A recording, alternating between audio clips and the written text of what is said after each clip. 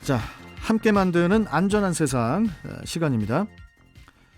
코로나19 확산세가 심상치가 않습니다.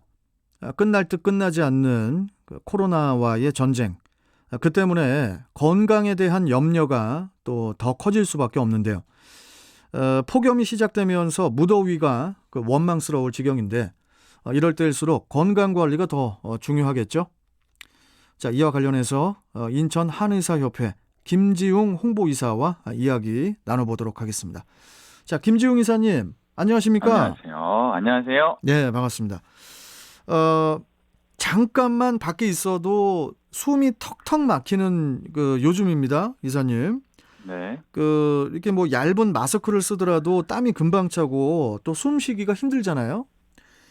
그래서 이제 마스크를 그냥 벗고 다니는 분들도 꽤 있던데, 그런데 이제 요즘 확산 추이를 보니까 KF94 마스크로 다시 돌아가야 되지 않을까 걱정될 정도입니다.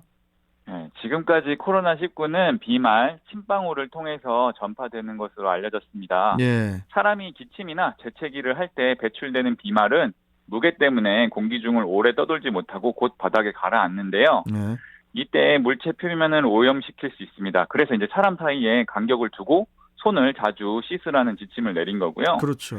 최근에 날씨가 덥다 보니까 땀이 차고 숨이 막혀서 얇은 부직포 마스크를 쓰거나 아예 마스크를 안 쓰는 경우도 많은데요. 네.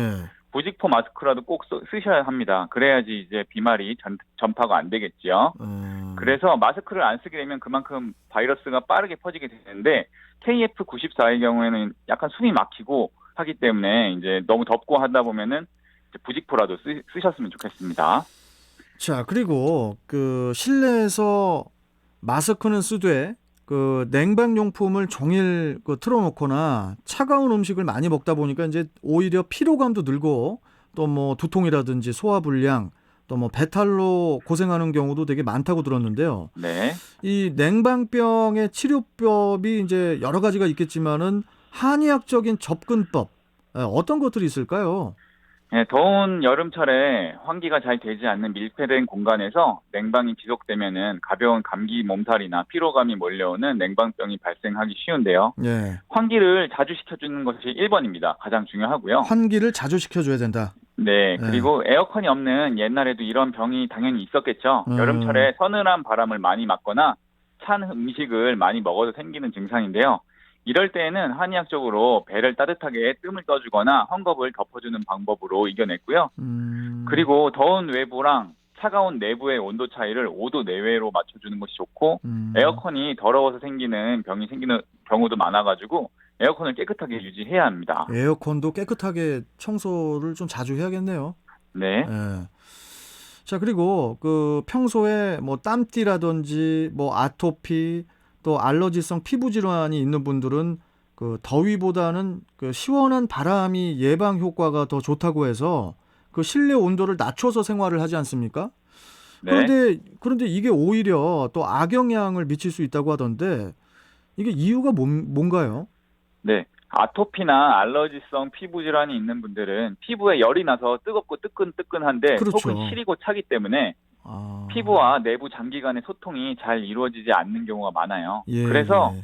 차가운 물을 벌컥벌컥 마시고 에어컨을 세게 틀다 보면은 내부의 장기는 점점 더 차가워지는 데 반해서 상대적으로 피부는 더욱더 뜨겁게 느껴지겠습니다. 그러면은 더 이제 증상이 더 심하다고 느껴지는 거죠. 예. 그리고 항상 이제 촉촉한 피부 상태를 유지해야 하는데 에어컨은 공기의 습기를 말려버리기 때문에 피부를 건조하게 합니다. 네. 또한 아까도 말씀드렸듯이 에어컨에서 번식하는 세균 또한 문제가 되고요. 환기를 자주 하지 않기 때문에 실내 공기가 피부에 민감한 분들에게는 좋지 않은 영향을 미치게 됩니다. 네.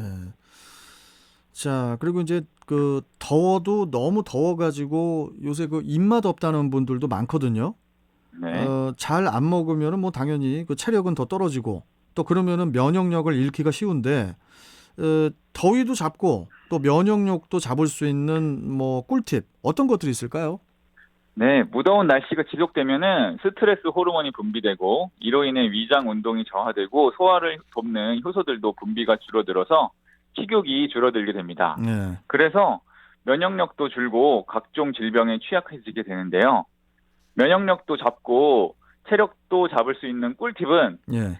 저녁 시간에 가족들과 산책을 하는 게 제일 좋습니다. 저녁 시간에 산책하는 거요? 네.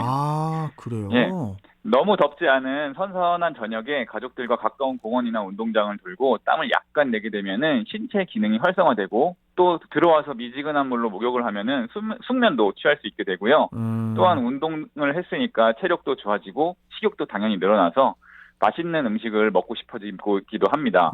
그래서 대신에 이제 야식보다는 그 다음날 아침 식사를 제대로 하시는 것이 더 중요하고요. 여러모로 이제 좋은 영향을 많이 끼치게 되고요. 예. 그리고 한의학에서는 이제 생맥산이라고 해서 오미자, 꿀, 인삼, 맹문동 등을 푹 우려내서 물처럼 마셨는데요. 오미자의 신맛이 입맛을 상큼하게 돋구고요. 인삼이 여름에 이제 빠진 힘을 내어주고요. 꿀이 이제 영양소를 보충해줘가지고 이렇게 여름철 건강하게 지낼 수 있는 방법이 있었습니다. 자, 그러면은 우리 김지용 이사님, 네. 그 저녁에 조금 선선할 때, 너무 더울 때 말고 선선할 때 그 마스크를 좀 쓰고, 네. 마스크를 쓰고 이렇게 좀 산책을 저녁에 좀 하면서 그 다음에 집에 들어와서 오미자와 꿀 그리고 인삼 등을 푹 우려낸 물을 또 마시고 또 이렇게 잔다. 상당히 네. 건강해지겠네요. 네, 생각만 해도 건강해집니다. 아니 근데 오미자, 꿀, 인삼 이거 안 좋아하는 사람이 없잖아요. 네, 맞습니다. 네. 맛도 엄청나게 좋습니다. 이거 좀 같이들 우리 청취자분들 해서 같이 이렇게 먹으면 좋을 것 같습니다. 네.